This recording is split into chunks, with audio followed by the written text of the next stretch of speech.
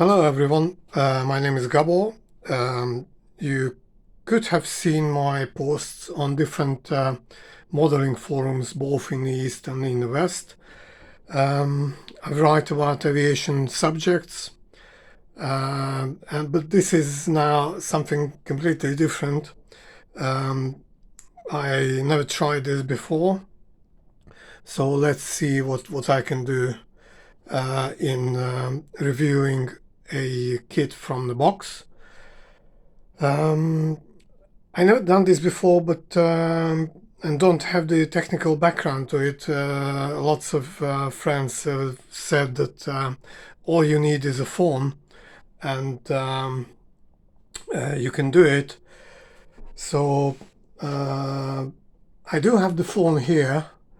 The only problem is what number should I dial to get video.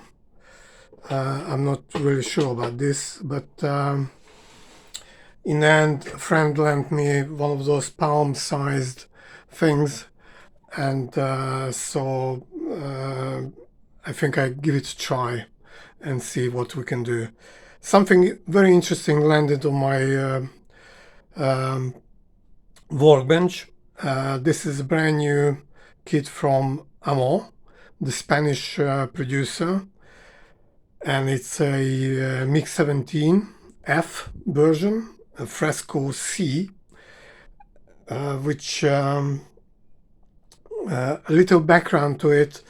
Earlier in the year, there were a lot of rumors about a upcoming kit on the MiG-17, and a lot of people said that maybe this is just a rebox of an earlier kit, and eventually it turned out that this is a brand new tooling kit from AMMO. I did speak to the AMMO representatives at this year's Motion show, and they confirmed both that this is a new toolkit.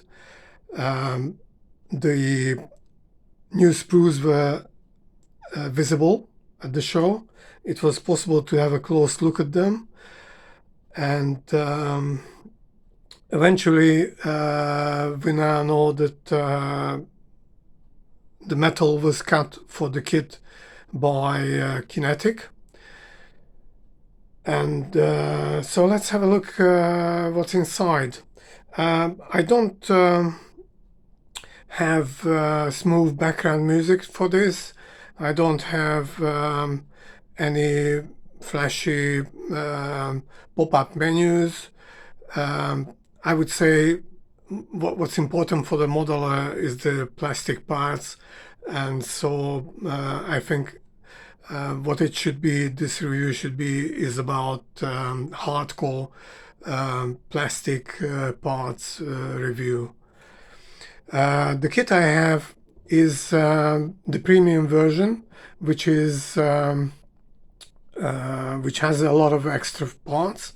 I don't pretend that I never opened the kit. It was opened the very second after it was delivered to me. Of course, there is a natural modeler's curiosity in to see what's inside, and so I have opened it already.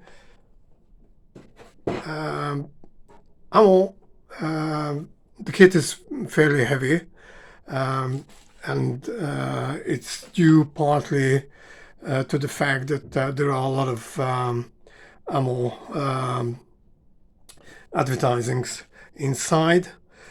There is also we get a special treat which is included in the limited edition. This is a detailing set of 3D parts. We get the plastic parts in a big plastic bag. We have the decals, small photo etch part, some masking for the canopy, a 3D printed cockpit inside from Red Fox, the Hungarian company. There is a fold out for the different color versions, an instruction sheet, and one more advertising from the company. So it's a lot of things.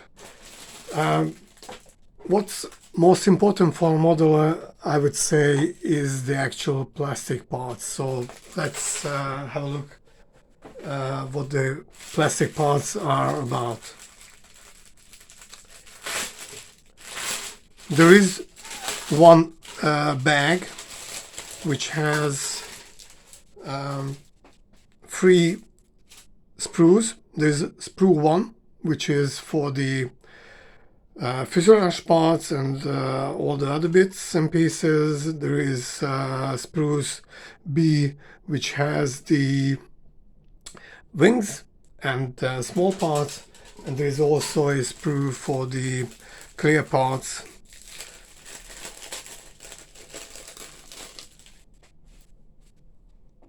The canopy and some other things on it as well. Let's have a closer look at what we get in the kit. This is sprue A. What we have here is the main fuselage parts, a lot of small bits and pieces like the gun bay. Let's have a closer look. This is the gun bay cover. Next to it are the ailerons, air brakes, the flaps, the rudder. There are 4 parts for the fuel tanks, 2 different versions of the radio cover on the nose of the aircraft, main landing gear doors, the nose ring, the other part, and on the other side, the inside of the fuselage of the fuel tanks. This is something interesting. The flaps, the inside of the flaps, have all the details which one would like to see in a model of this size. The air brakes have similar detailing. Fuselage has one interesting feature on the inside. I don't know if you can see it. There is a line going across the fuselage. This is this corresponds to frame 13 on the aircraft, where the after part of the fuselage detaches from the aircraft, revealing the engine inside. I don't know what the plan is for the future, but maybe there will be a version where you can get the fuselage separated, and there will be an engine to go with it. The fuel tanks, these are the 400-liter all-metal fuel tanks, external fuel tanks. They have some very nice surface details. They have authentic welded line details on the surface, and the interesting thing,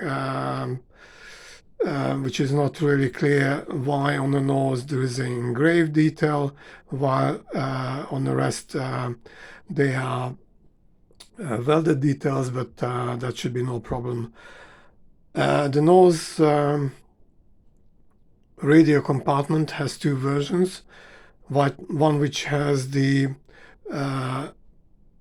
radar unit for the gun sight, and one for the earlier version, which is a plain version. Okay, let's have a look at frame B.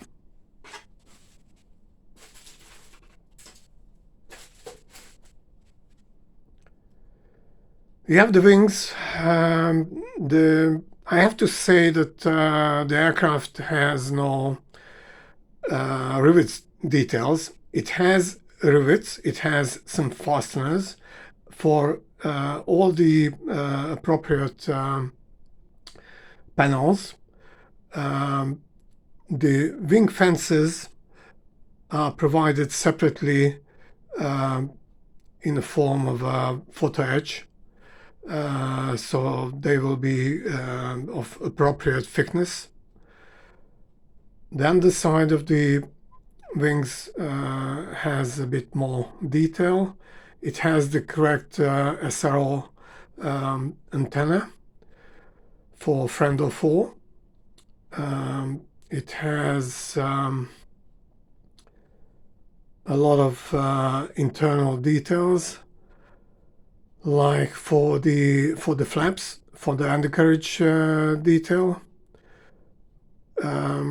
I would say most of the things are produced as they should be on a real aircraft.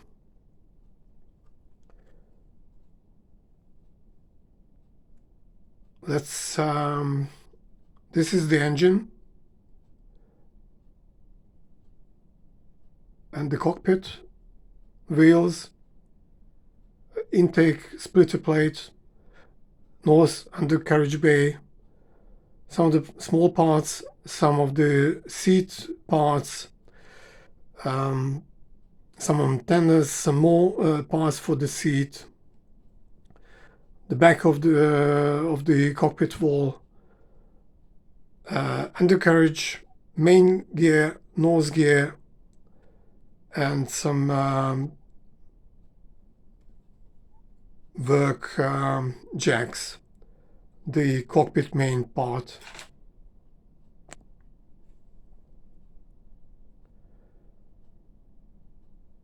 In close look, you can see there is a break on the wing central part. This is simply due to the fact that there was a break in a leading edge angle, and the profile of the wing was different at the base in comparison to the outer part of the wing. This break was questioned by many people that they don't see it on museum pieces. In fact, if you have a look at the real aircraft in flight, you will see that there is this break is there, which is also there on the underside of the wing, and it also repeated on the flaps as well. The engine afterburner section is detailed, and it adds up when you put it inside the fuselage. It gives the inside of the air brake panel. Cockpit is detailed to a certain degree. You have the wheels. They have engraved details and both raised details on it. This is the VK1F afterburner engine. Nose wheel detail, nose wheel bay details, some ejection seat parts. This is the part for the canopy after section, the afterburner flame holder,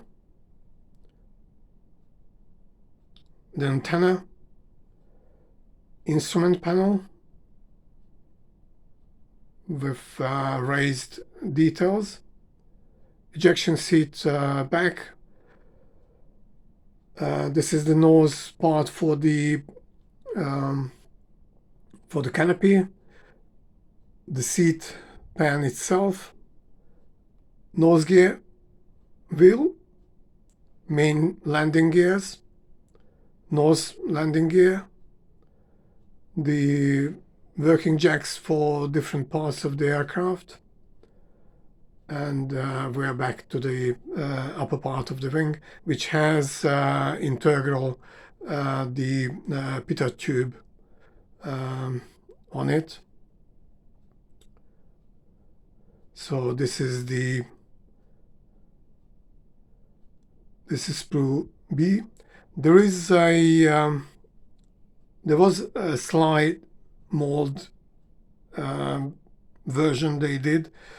This is for the guns, so that the guns can have a proper opening, which is a nice touch if you want to use the plastic parts.